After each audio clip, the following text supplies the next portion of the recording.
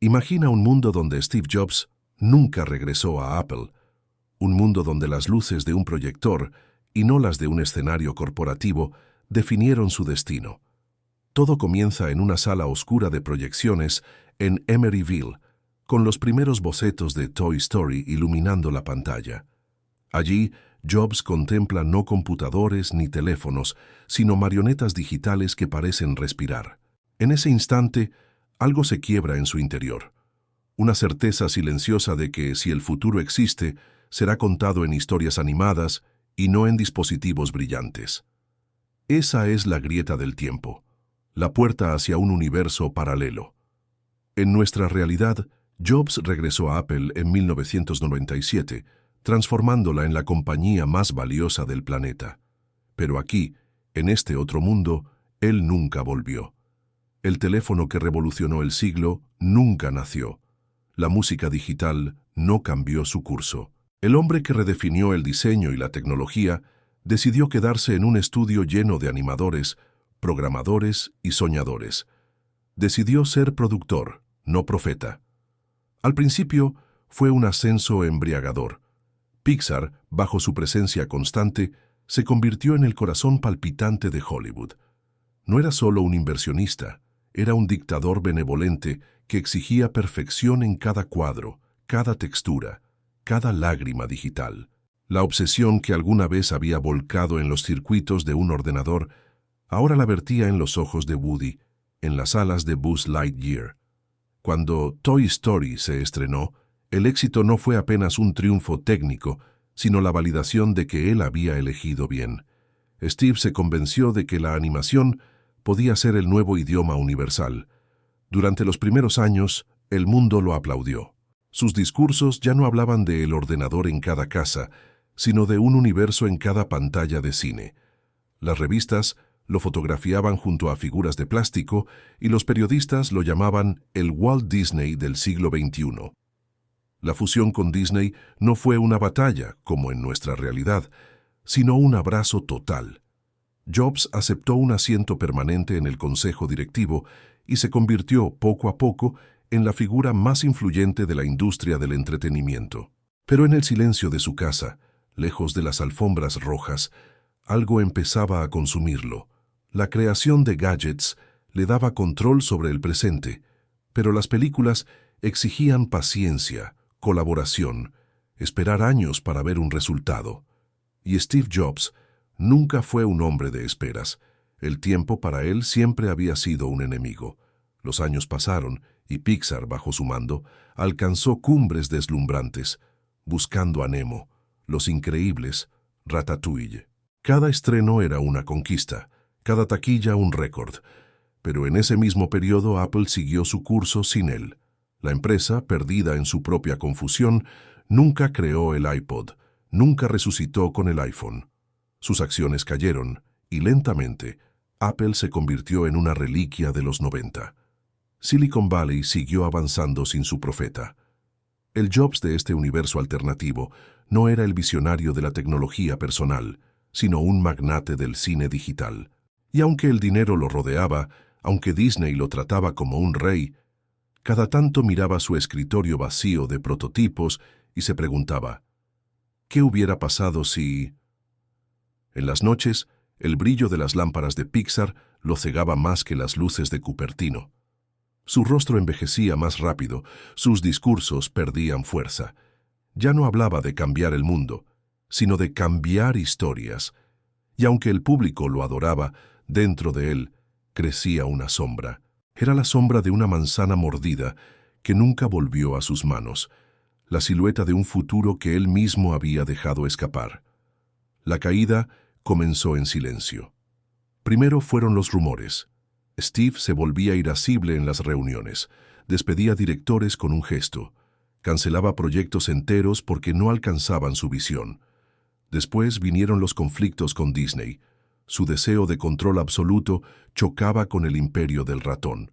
Lo que al principio fue admiración mutua se transformó en guerra fría. Y Jobs, cada vez más solo, comenzó a perder la batalla. Su salud, como en nuestra realidad, también se quebró. El cáncer apareció en medio de un calendario saturado de estrenos. Pero aquí, lejos de Apple, no había un ejército de ingenieros ni un legado tecnológico que lo sostuviera. Solo quedaban películas, cintas que se apagaban en los cines después de unos meses. Jobs, obsesionado, comenzó a proyectarlas una y otra vez en la oscuridad, como si en cada repetición pudiera encontrar un mensaje oculto que le diera paz. Imagina la imagen: un hombre encorvado, solo en un auditorio vacío, mirando una pantalla gigante donde un vaquero de juguete dice: «Hasta el infinito y más allá». Esa frase, que alguna vez fue un símbolo de esperanza, ahora sonaba como una burla, porque él sabía que no había infinito para su cuerpo, ni más allá para su legado. El mundo lo recordaría como el gran productor de animaciones, el hombre que cambió el cine digital. Pero el mundo de la tecnología, los bolsillos, las manos, las vidas, nunca serían tocados por sus ideas. El teléfono que todos usamos no existía. La música portátil no se había democratizado. Y el futuro, ese futuro brillante que conocemos, se apagaba en este universo paralelo como una lámpara sin electricidad. En el final de esta primera parte, la cámara imaginaria se acerca lentamente a Steve, sentado solo, con los ojos húmedos, reflejando la luz azul de una pantalla vacía. Su respiración es pesada, su mirada está perdida, y en la mesa frente a él, un cuaderno en blanco permanece cerrado, como si nunca se hubiera atrevido a escribir la palabra iPhone. La sala está en penumbras. El resplandor de la pantalla baña su rostro pálido, mientras la música de una película que ya nadie recuerda llena el aire con ecos lejanos. Steve Jobs, en este universo alternativo, no es el hombre que reinventó el teléfono ni el que puso un ordenador en cada bolsillo. Es un magnate agotado del cine animado, prisionero de una cárcel hecha de personajes sonrientes que ya no logran arrancarle una sonrisa. Los años de gloria en Pixar se habían transformado en un peso insoportable. Cada estreno era recibido con expectación mundial, pero cada éxito lo dejaba más vacío. Sabía que estaba entregando al público belleza, ternura, lágrimas digitales, pero por dentro ardía la certeza de que había abandonado un destino mayor. El universo paralelo en que vivía era brillante por fuera, pero hueco por dentro. La enfermedad avanzaba. Entre cirugías y tratamientos fallidos, su carácter se volvió aún más áspero. Los animadores lo temían, los ejecutivos de Disney lo evitaban, y en cada junta, Steve repetía con voz cortante: «No es suficiente, nada de esto es suficiente». Buscaba algo imposible de alcanzar, el eco de lo que nunca construyó. Mientras tanto, en el otro mundo, ese que él rechazó sin saberlo, Apple se desangraba hasta quedar irrelevante. Microsoft y Google dominaban el escenario tecnológico.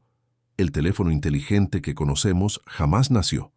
La música siguió encerrada en CDs y descargas torpes. Las pantallas eran grises, aburridas, sin alma. Y aunque nadie sabía lo que se había perdido, Steve lo sentía en su propia carne.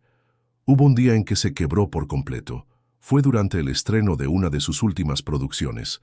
La alfombra roja, los flashes, las sonrisas falsas. Todo se mezclaba con un dolor insoportable en su abdomen. Mientras la sala entera aplaudía, él se inclinó sobre el asiento y susurró, apenas audible: «Debería haber vuelto».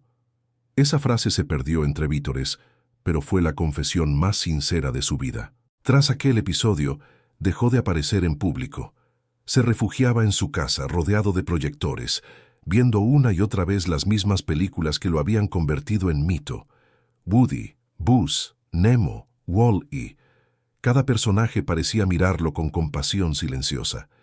Y en las noches de fiebre, él les hablaba como a viejos amigos, preguntándoles si habían valido la pena los años de renuncia. El final se acercó como un fundido en negro. No hubo iPhones en sus manos, no hubo iPads sobre su cama, no hubo un legado tecnológico que siguiera creciendo después de su último suspiro. Solo un proyector zumbando y una imagen congelada de dos juguetes abrazándose en pantalla. El mundo lo lloró como el gran soñador del cine digital. Las portadas lo comparaban con Disney.